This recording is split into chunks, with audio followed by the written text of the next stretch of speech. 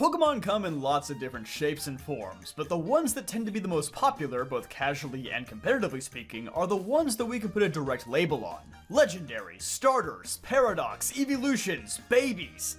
Okay, maybe not that last one. Pokemon belonging to these groups tend to have incredibly high base stats, but they don't always function as well as they look on paper. So good morning everybody, good morning, it's JPR, and let's take a look at some Pokemon with amazing stats that kinda suck. I feel like we almost always go in generational order, so why not shake things up and start with one of Game Freak's newest gimmicks that's bound to be forgotten about in less than a year, Paradox Pokemon. The majority of these Pokemon were designed to be war cries, revisions to popular Pokemon to make them more viable. Haha, silly me. I mean, who could have imagined that the silly little gimmicky guy who hands out presents would become one of the strongest Pokemon in only about a billion years from now? Power creep just keeps getting crazier, huh? But if one Pokemon from the future didn't meet the expectations set by its peers, it would have to be Iron Thorns. For starters, Iron Thorns is one of the few Paradox Pokemon with a lower base stat total than the Pokemon it was based on. Since all Paradoxes have a base stat total of 570, discounting the ones based on the Beast Trio, Sword Trio, and then Iron Valiant and Roaring Moon, who are just built different, Iron Thorns actually has a lower base stat total than Tyranitar, who has 600. But even when not comparing it to its ferocious pseudo-legendary sibling, Iron Thorns is still not great in a vacuum. Electric Rock is among one of the worst defensive typings in the game, as it leaves Iron Thorns as exposed to earthquakes as California. Quark Drive is also an ability that just doesn't work as well for Iron Thorns as it does for most other Paradox Pokemon. For starters, with the exception of Miraidon, who sets its own terrain, future Paradoxes are inherently disadvantaged to past Paradoxes. Because outside of booster energy, they have to rely on electric terrain to activate their ability. And with Pincurchin being the only electric terrain setter in the entire game outside of Miraidon, yeah, get your booster energy ready. But most Paradox Pokemon get the most out of their ability when they're really fast sweepers, like Iron Bundle, Flutter Mane, Roaring Moon, etc. Some average speed Paradox Pokemon, like Great Tusk, will even spec into their speed stat because the speed boost from booster energy is worth more than the boost it grants to other stats. Unfortunately for Iron Thorns, it can't use booster energy to the same effect, as most of the time its highest stat will be attack. But with 72 base speed, that attack boost means nothing if it gets KO'd before it can do anything. Slower Paradoxes like Raging Bolt, Slitherwing, and Iron Hands all at least learn powerful priority moves to take advantage of an offensive boost. But Iron Thorns doesn't have that same luxury. Put all of that together and you have a Tyranitar with worse typing, worse stats, an ability that doesn't work well for it, and an item slot it has to sacrifice just to activate said ability. Really, aside from its dope-looking shiny, none of the decisions that went into Iron Thorns' design work. But fortunately, he's not alone in this category, because another Paradox Pokemon is similarly underwhelming compared to its original version, except the original version of this Pokemon isn't a pseudo-legendary. It's a mushroom. Yep, we're talking about Brute Bonnet. Brute Bonnet has pretty much been the laughingstock of Paradox Pokemon since the game dropped. Despite having more than 100 points in its base stat total than Amoonguss, this Pokemon is outclassed by the original in every way. Part of the problem is, like with Iron Thorns, its ability Protosynthesis, the past Paradox's version of Quark Drive. It just doesn't work as well for slow Paradox Pokemon and is a massive downgrade from Amoonguss' ability Regenerator. Grass Dark is also a terrible type combination for a Pokemon meant to be a tank. If Brute Bonnet was fast like Meowscarada, it would be a great typing change. But as a slow Pokemon destined to take many hits, it has to endure a massive 7 weaknesses, including a double weakness to Bug. And with so many Pokemon carrying U-turn in competitive formats, this double weakness haunts Brute Bonnet in virtually every match. Also, the biggest nerf of all, its name no longer sounds like Among Us, so I can't giggle like a 12-year-old whenever I hear it. Honestly, it's very surprising how in a world where almost every Paradox Pokemon is considered as good as the originals or an outright upgrade, that these two were such colossal flops. It's like Game Freak forgot what made Tyranitar and Amoonguss so good to begin with. On the note of pseudo-legendary Pokemon, almost all of them have been at the pinnacle of competitive viability at one point or another. Kamala would like to thank Ultra Sun and Ultra Moon for the 2 years where it got to enjoy terrorizing VGC with its incredibly broken Z move. But one that never got to experience life at the top was Goodra. Unlike most pseudo-legendaries that specialize in doing big damage to their opponents, Goodra tops out at 110 special attack, which would be impressive in 2007, but not so much in 2024. Instead, much of Goodra's base stat total is focused towards special defense.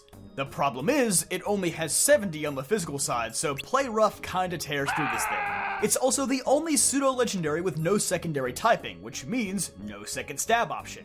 It pretty much has to rely on Draco Meteor to do big damage, which usually only works once. And although its stats would lead you to believe that Goodra is meant to be a wall and not an attacker, its move pool says the opposite. And Goodra is more often than not forced to run nothing but attacking moves against its will. If this Pokemon just got access to decent support-oriented moves, it could be amazing. And sadly, Game Freak didn't correct this problem at all with Hisuian Goodra. While its Hisuian form finally provides Goodra with a good secondary typing, patches up that lackluster defense stat, and sacrifices some speed that really doesn't make a difference, Hisuian Goodra still suffers from a move pool that is very offensively focused. While Goodra is far from being the worst Pokemon in the world, it just doesn't have the stuff to make it a fantastic pseudo, and more often than not, is just forgotten about. Is this a bad time to mention that Goodra is actually my favorite pseudo-legendary? Why can't I just like things that are good? Well, I do like it when you guys subscribe, but most of my viewers actually aren't subscribed, so maybe you could help fix that. I would really appreciate it. Moving along, what about Mega Evolutions? There are quite a few who aren't great like Beedrill and Audino, but even with the additional 100 points to their base stats, they still don't have incredible base stat totals, so I'll leave them alone for now. One Pokemon that does have an impressive base stat total of 580 is Mega Glalie. But despite being more powerful on paper than most Paradox Pokemon, most Ultra Beasts, and even a lot of legendaries, Mega Glalie has always been a tad underwhelming. And understandably so, they had to take a Pokemon that had 80 in every stat across the board and somehow fashion a niche for it. And what is that niche? Exploding! Yeah, I wish it wasn't so, but it's true. While Refrigerate is an extremely powerful ability, Explosion is pretty much the only move that takes advantage of it. Mega Glalie almost has the opposite problem that Goodra does. It's a Pokemon with offensive stats and an offensive ability, but a move pool that is largely built for support. It has extremely limited coverage options, which means time to go boom! The only other Mega Evolution I want to bring to light in this video is not who you'd expect. Mega Mewtwo X. With its record-tying base stat total of 780, excluding Eternamax Eternatus who you can't get, yeah, I know somebody was typing that actually comment up, go ahead and backspace for me. Mega Mewtwo X certainly deserves its spot in the Uber's tier. But why did nobody use it? Well, first and foremost, Mega Mewtwo Y is just better. Because Mega Mewtwo Y doubles down on what Mewtwo is already really good at, being a devastating special attacker with high speed. While Mega Mewtwo X still has 130 speed, that number is definitely lower than Mega Mewtwo Y's 140.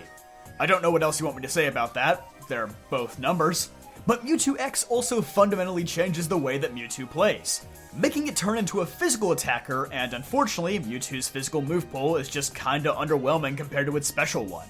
Like, you have to run Zen Headbutt with only 90% accuracy, when most of the time you just rather use the more reliable Psychic. And while Mewtwo X picks up the fighting typing, which you would think is an advantage, its only reliable physical fighting moves are Drain Punch and Low Kick, and neither of which are influential enough to really warrant the extra weaknesses that fighting brings to the table. Furthermore, whenever Mega Mewtwo X was unbanned in the VGC format, this also meant that titans like Xerneas, Mega Rayquaza, Primal Groudon, and Primal Kyogre were also allowed. And in general, those were just much more valuable restricted legendaries than Mega Mewtwo X. So it has to compete against its own form and other powerful legendaries that just offer more utility to their overall teams. Which is why in both singles and doubles, Mega Mewtwo X was almost never used despite its gargantuan base stat total. Another classification of Pokemon that was known for their extreme power that came from high base stats were the Ultra Beasts. For the most part, their wonky stat distributions, like in the cases of Pheromosa and Kartana, actually made them extremely powerful. But one Ultra Beast whose stats didn't do it any favors was Guzzlord.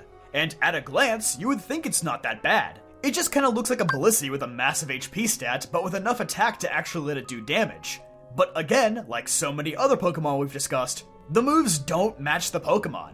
Yes, Guzzlord can do damage, but that's not the only thing it should be doing. With 223 base HP, it ought to have a good support move or two, but it just doesn't. On top of that, Guzzlord's bulk is much more imaginary than Blissey's, as its Dark Dragon typing was an absolute curse in Gen 7. You know, the generation that officially vaulted fairy types to the top of the tier list. There could not have been a worse time in history to introduce a Pokemon with a double weakness to them. No wonder this guy sounds like he's constantly screaming in terror.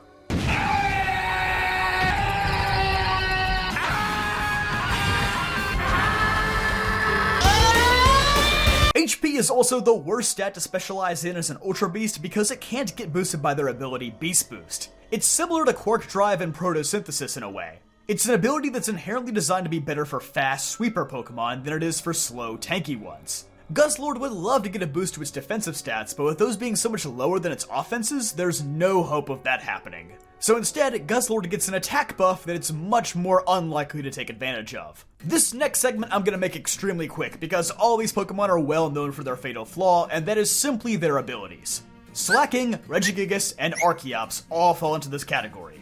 They're all Pokemon with incredible stats. Stats that were honestly just too good for their time. Regigigas' 670 base stat total means nothing when its attack and speed are cut in half for 5 grueling turns. It sees some usage now because of Weezing's neutralizing gas and doubles, but even then, it's a niche pick. Slacking, despite being an average Pokemon with no special label like Legendary, Mega, or Ultra Beast, matches that same base stat total, but can only attack once every other turn. And Archeops loses its incredible attack stat the moment it hits half HP. If all these guys were made in Gen 9, they'd probably have no drawbacks at all, or at least much less severe ones. Unfortunately, they were just all created before Game Freak stopped caring about keeping power creep under control. Unfortunately, we do have to talk about a starter Pokemon in this video too, since starter Pokemon are pretty much designed to be the aces that carry your team, usually sitting at a respectable base stat total of 530. This means that most starters are pretty viable, except for Meganium. Ignoring the fact that the Johto region is inherently designed to make life for grass types a living hell, Meganium is simply not built for success in any context. It's a defensive mono-grass type which right off the bat is not a good archetype for any Pokemon. Its move pool isn't great offensively or defensively, it's simply a Pokemon without a niche, which is why it gets passed on in both competitive contexts and in the main story. A lot of people seem to think that Meganium just gets hate for being a grass type that stinks in Johto, but really, most people just feel bad for Meganium. I know I do, I love its design. I've used this thing my fair share of the time, it's just a Pokemon that does incredibly little with its high base stats. And for the newest additions to the high base stat Pokemon that do absolutely nothing in competitive, we have 2 of the loyal 3 legendaries, Munkidori and Fezandipiti. Fortunately, Okidogi's presence in singles gets it excluded. We'll start with Munkidori. Munkidori's main problem is that it's a glass cannon psychic poison type that likes to set up with Nasty Plot. But its below average physical defense stat means that basically any Pokemon that carries Sucker Punch, spoiler alert, that's a lot of them, will threaten this thing out of the battle and ruin any chances of it pulling off a sweep. It also doesn't have the covers to take advantage of its massive base 130 special attack. Poison and Psychic are already not the best moves offensively speaking, and the fact that this dude has to run Focus Blast as a 4th move a lot of the time, yeah, go ahead and stand the unemployment line for me, buddy. It just gets checked by way too many common Pokemon. Also, because Munkidori is so frail, Toxic Chain isn't as good for it as the other 2 members of its trio. But Frisk is an even worse hidden ability and is literally useless in VGC because open team sheets always tell you what your opponent's items are. As for Fezandipiti, if I looked at its stats and nothing more, I would think I'm looking at a Gen 2 Pokemon, not a Gen 9 Legendary. This Pokemon held really high potential when it was first released, with a fantastic ability in Toxic Chain, and lots of spread moves like Dazzling Gleam, Sludge Wave, and Icy Wind to increase the poison chances. It seemed like it would at least emerge as a great Pokemon in VGC. But the problem once again lies in the move pool, as all this Pokemon really does is spread poison on your opponent's team. It has Tailwind, which is nice for VGC, but there are just far better Tailwind sitters in the format, especially when other legendaries like Tornadus are allowed. Fezandipiti also struggles mightily against Steel-type Pokemon who dominate the metagame now, as it can't poison them with Toxic Chain and lacks any good moves to do substantial damage to them. I mean, sure, you could run Heat Wave, but with base 70 special attack, you won't be close to KOing anything. It's not horrendous and can succeed in stalling situations in lower tiers, but it is a Pokemon with a lot of faults that hold back its true potential. So are there any other Pokemon that should be great but they just aren't that you can think of? Let me know in the comment section down below. But don't forget to leave a like on this video if you enjoyed, subscribe for more videos just like this one, and I'll see you guys next time.